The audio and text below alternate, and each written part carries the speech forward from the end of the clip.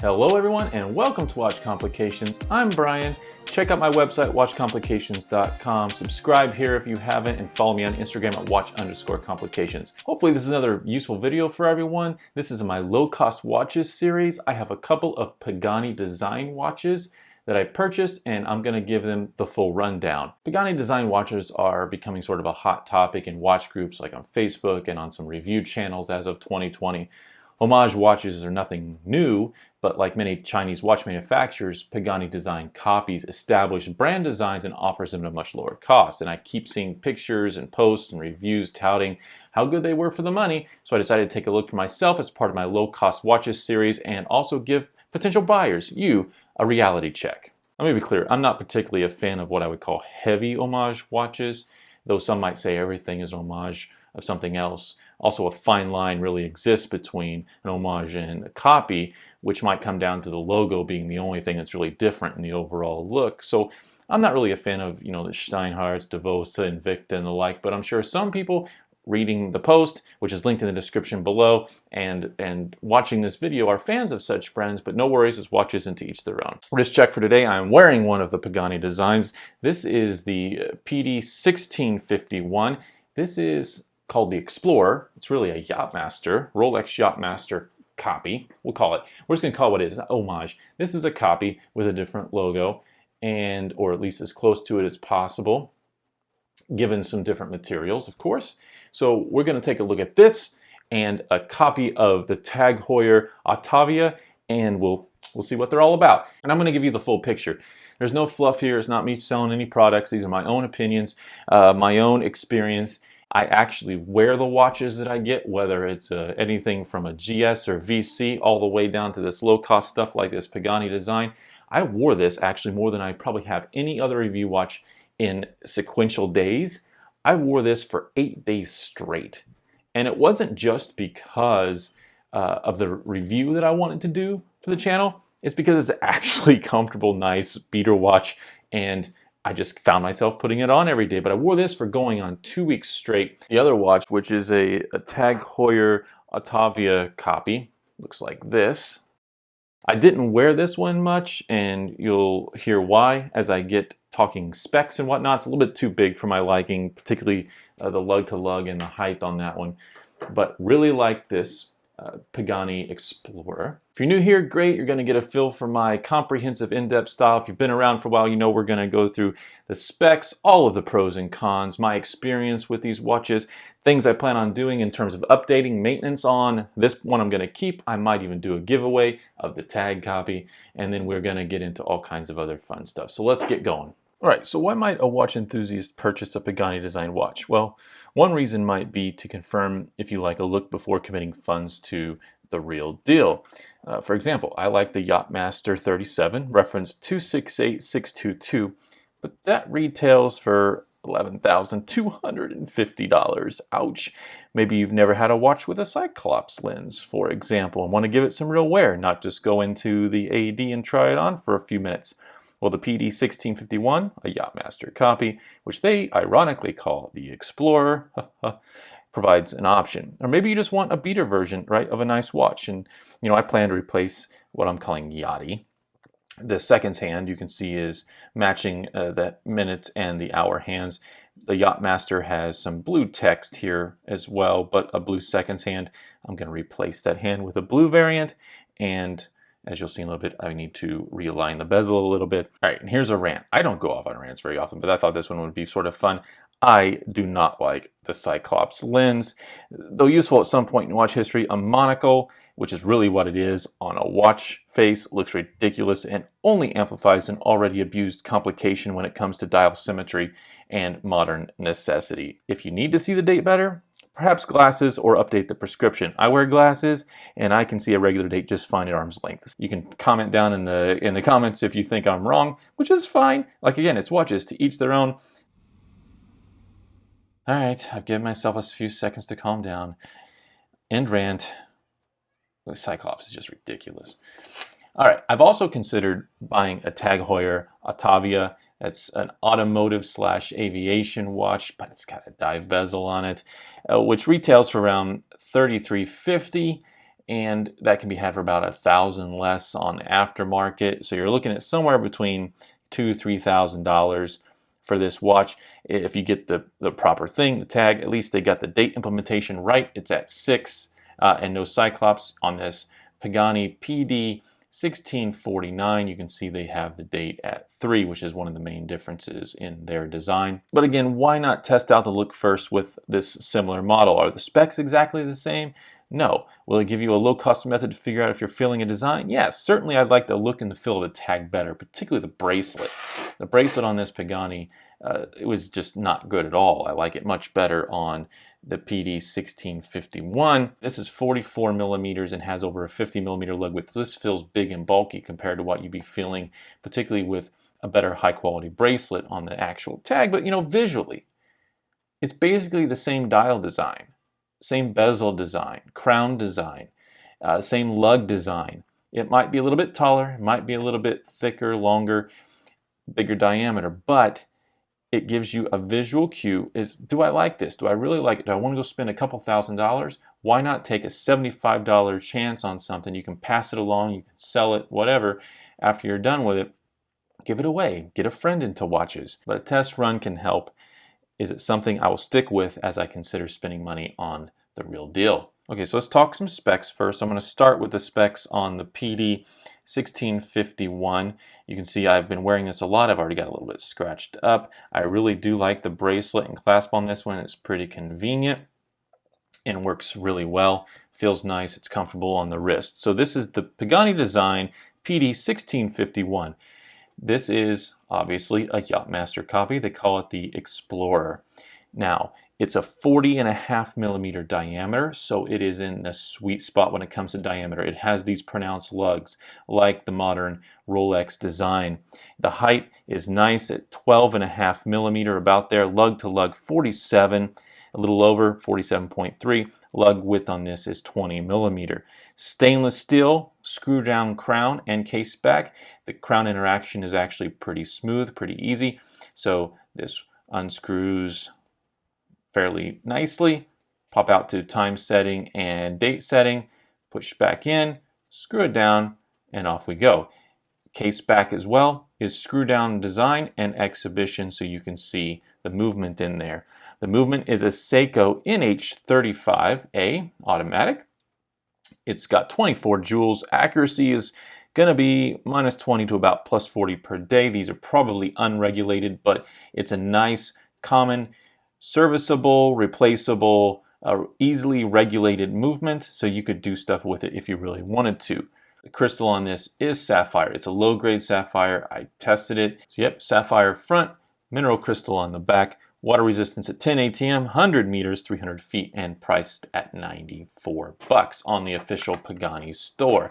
Don't worry, we'll get to the pros and cons. Let me show you the specs on the other one, tell you the specs on the other one. So I have the Pagani Design PD 1649. I'll use 1649 as the term for this a little bit through the video, and 1651. I could also call it the Yachty and the Autavia, but you know what? I mean, they're copies. Yeah. So diameter on this is 44 millimeter, which is the edge of my comfort range, particularly because the lug to lug is over 50. It's 50.15 millimeter lug to lug, which is what I measured. The height on this as well, 15.5. So this is a bulky watch. The domed crystal there as well. The PD 1651 has flat crystal with that Cyclops on it. Lug width on this is 22 millimeter. So that bracelet, again, is going to be a little bit naturally bigger, more bulky, and just not as comfortable.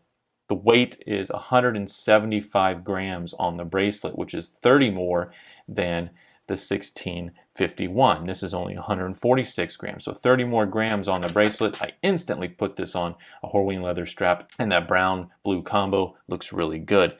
This one also has the Seiko NH35, 24 joules. The crystal on this one is mineral crystal, though. They say it's Hardlex, which is more Seiko specific. Water resistance also 100 meters, 300 feet, 10 ATM. This price is $75. The bracelet that came with this one, the PD 1649, is, again, there's a bigger lug width, so it's 22 millimeter instead of 20 millimeter. It's a different clasp design. It's your basic butterfly deployant clasp. and snaps down fairly easily. It does have an extension link here. Both of these do. That's really nice if you are in a hotter climate or where there's temperature changes, fluctuations. You can pop this open during the day if you need to. Micro adjust on the inside works really well, and that's the design on both of these. But this design is a little bit more clunky, not as comfortable. I put the PD 1649 on leather right away. This is a Horween leather strap that I had laying around. The clasp on this one, as I mentioned, is a little bit more of a sophisticated design. Comes along with that extra $20. This is $95, this is $75 or thereabouts. So I do like this clasp design a lot better. It's a little bit more hidden or slimmer and all those things sort of together. It also has the extension on it as well, and the micro adjust on the inside, which you can see there. I've put it on the middle one. Looks like there's 3 levels here, and it folds right around like that, snaps down. Again, if you're in a climate that varies a little bit, gets warmer during the day, those are great little things to have, those clasp extensions. One big difference between these two is the bezel on this one is bidirectional, which goes along with that sort of aviation theme more so than a dive watch, which you usually want to be unidirectional, which this one is unidirectional. Okay, I'm going to get into the pros and cons about these and the bezels also here in a second, but we'll just start with that. Packaging is fairly simple, not overly complex. Simple box, foam padding, protective stickers on the front and the back, the bracelets, warranty cards, that sort of stuff, all in here. Pretty simple packaging, at least it's not over the top. They didn't have much money to spare, I can't imagine, based on the specs in these watches. Now, something I've noticed with these watches is I've seen people posting about them, and then my own experience with them is an established brand brings consistency to the table. For example, Orient has some interesting watches, and many look quite good. Though they may not be great quality in an area like finishing, you know what to expect. With something like Pagani Design, one person may get a really good watch, or what looks good, until you get really up close. Someone else may get one with a ton of issues. This is where the reality check comes in.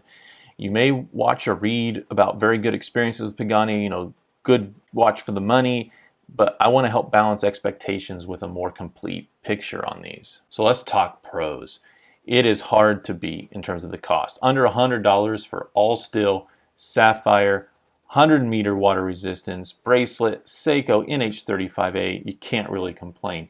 Had a good first impression out of the box. You'll see the pictures on the blog post if you take a visit, links below. Dials are spot on and look great. The sunburst pattern on this looks really, really good. Not as good as the Rolex, obviously, but it is not bad. It's great sunburst design. And then the sand-like texture and ombre pattern on the PD 1649 is pretty good as well. You can see it starts at lighter at the center and sort of fades toward a darker blue and slash black. That's sort of that ombre design. And it's got a very heavy sand-like texture on the dial surface. You'll see it more up close in a sec. Screw down crowns and case backs. So plus extension links with the micro adjust, like I said, on the bracelets. Reasonable movement that's common, serviceable, and can be easily regulated if desired. I also like the printing of Japan movement on the bottom here, which is a nice touch, and really the printing generally is good and sharp given the price point. Truth be told, it seems like a quality chain exists within Pagani Design itself and other brand names the manufacturer uses. Like they have another variant of this called Pagarni, Pagrne, but from model to model, expect differences in quality. The 51, which I've dubbed Yachty, $20 more than the 1649, but it's a world difference on the wrist. The bracelet and clasp, like I mentioned, is very different on the 51 versus the 49. This one's extremely comfortable. This one, I didn't even look at it very long. I had it on for 2 seconds. I was like, no, that's not happening, and put it directly on the leather. It's rough and bulky. Part of that's the height and the lug distance on this just being on the edge of my comfort zone. But also, with the $20 difference comes sapphire versus mineral crystal. I tested it just to make sure. It is low grade, but it's still better than mineral. So make sure you read carefully when you're buying from one of these manufacturers on AliExpress, Pagani store, or on Amazon. You can find these all sorts of places, eBay. Make sure you know what type of crystal you're getting, just so you know what you're getting into on any model you might choose. So the big cons. This isn't going to happen for everybody. Again, like I said, you're going to have different experiences, and people are touting these things. Yeah, it's a lot of watch here for the money. It's $100, and this thing looks and feels great, particularly for a beater, especially to the naked eye. Shipping for me was 2 months. Someone else might get it in 2 or 3 weeks. Took me 2 months to get it. I'm in the States. The two big issues I had with the PD 1651. First, a Pro, these have screw-in pins for the links, which is really good. It makes it easy for anyone to easily remove them, adjust the size of the bracelet. I needed to take a couple links out. I used the micro adjust, again, a big Pro with that extension link. But one of the screws was shaved off. One of these sides was shaved off, and the fragment was in the pinhole, made it really hard to get out. Again, not everyone's going to have that experience, but in terms of expectations, things like that are going to happen with a low-cost, quick manufactured, no QC really, type of brand like this that's selling copies, knockoffs of much more popular designs when it comes to higher end watches. Let me show you a picture of what that pin looked like. Here's what it should look like. Here's what it did look like. So that was hard to get out. The other thing with this is the bezel is slightly misaligned. It has a little bit more play than I would like, but that's to be expected to an extent with this price point. But when resting comfortably, really, it's between the markers. You can kind of see there. So it drives me nuts a little bit. I could get by with it, not care too much, but what I'm going to do is do a how-to video on how to realign the bezel. We'll take this thing off, re-glue it on, and I'll go through that process in that video. That'll be fun. I'll also point out in the macro view that this bezel is a little bit roughed up, both with some of the markers here and also some scratches and stuff. So that's something else I'll point out when we get to the macro view. Other than that, for $100, it's not bad at all. You can see there's a logo on the crown. If you get one of the other variants, brands, you might have a different logo on the crown. But yeah, this is great just to have around, gives you that feel. The specs are closer on this to the Yacht-Master than this is to the Tag Autavia. So this gives me a really good feel for what's this design look like? Do I like that Cyclops? Nope, I'm going to knock that thing off of there. I'm going to realign the bezel, put the blue hand on. This is going to make a great all-around daily sort of watch that actually looks and feels pretty good. Keeps really reasonable time.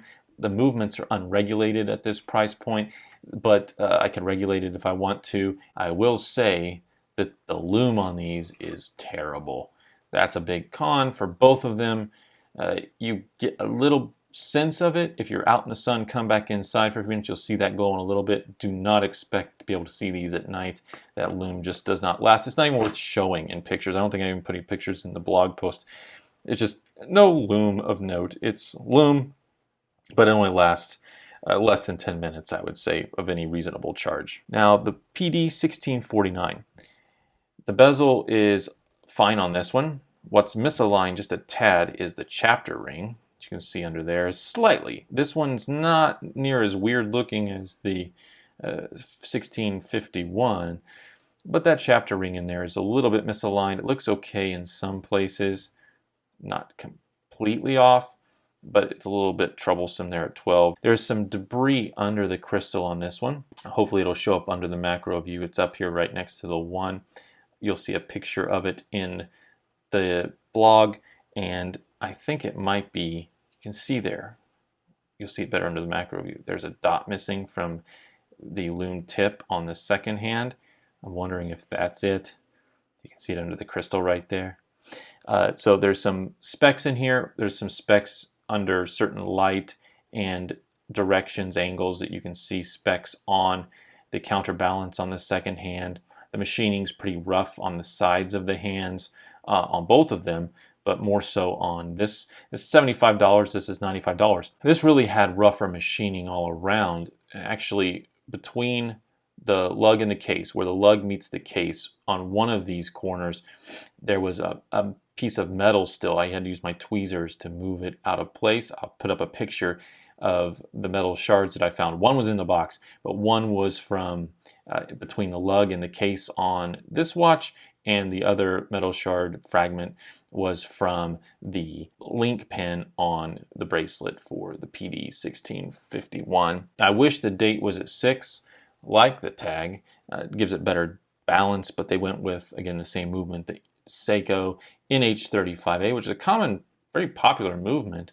I haven't even taken the sticker off of this one on the back, and again, pour lume all around. The bezel action on this one feels a little bit better, a little bit smoother, and that's just really a difference in unidirectional versus bidirectional. This has a stronger click to it. Might feel, I'd say most people will like this one better. It takes a little bit more oomph to move it. This one moves fairly easily and in both directions.